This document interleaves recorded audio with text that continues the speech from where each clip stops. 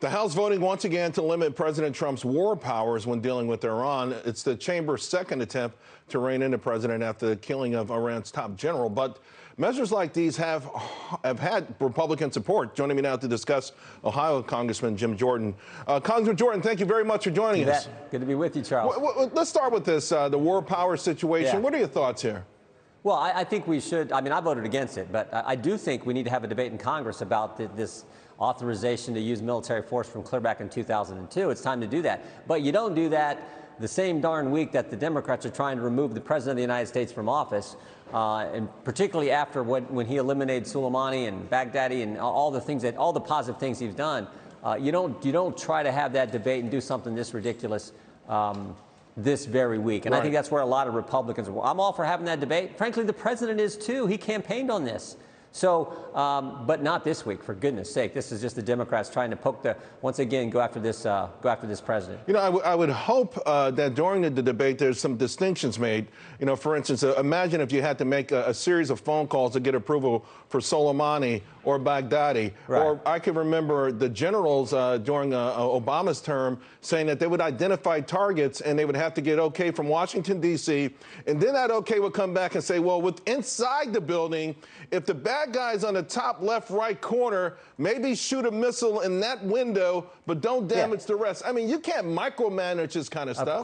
Of course not. And that's the Constitution. That's what's the beauty of our Constitution. It wants the Congress to declare war, and we should do that, have that debate if we're going to declare war. But it also wants the executive, the commander-in-chief, to be able to be the chief executive and to be the commander-in-chief. And that's what we have to keep in mind.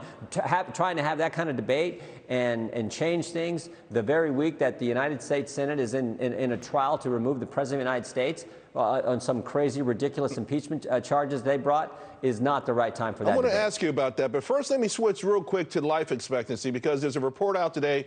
It's up for the first time since 2014, in large part to a drop in drug deaths. It's a small drop. The House also extending an emergency order to keep fentanyl illegal. Yep. How much more, though, do we need to keep Americans alive and really make the difference here?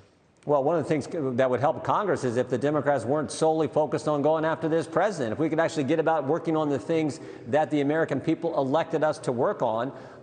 This president's had amazing success in spite of a Democrat-controlled Congress. USMCA is being one example. So, yeah, that issue and a host of others are things we could be working on if the Democrats didn't spend all their time attacking this president. Yeah, I really think the American people want to see you all work on the Americans, the issues that you're sent there for in the first place. But I do want to ask you, because maybe this is over tomorrow. Apparently the Senate's going to vote, right, on whether or not to allow witnesses for this impeachment trial.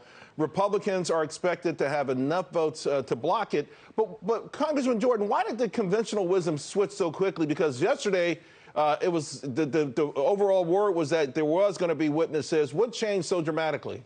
Well, again, I think the facts, no amount of talking, 24 hours of talking by Adam Schiff doesn't change the fundamental facts. And the fundamental facts have always been on the president's side. I thought the White House counsel's team did a great job of showing on a constitutional basis he had a strong case, on a legal basis a strong case, on the lack of due process they had a great argument to make there. But most importantly, the facts were always on the president's side, namely that we had the transcript, no quid pro quo. The two guys on the call have said repeatedly that there was no linkage of announcing an investigation for the money, and the Ukrainians took no action.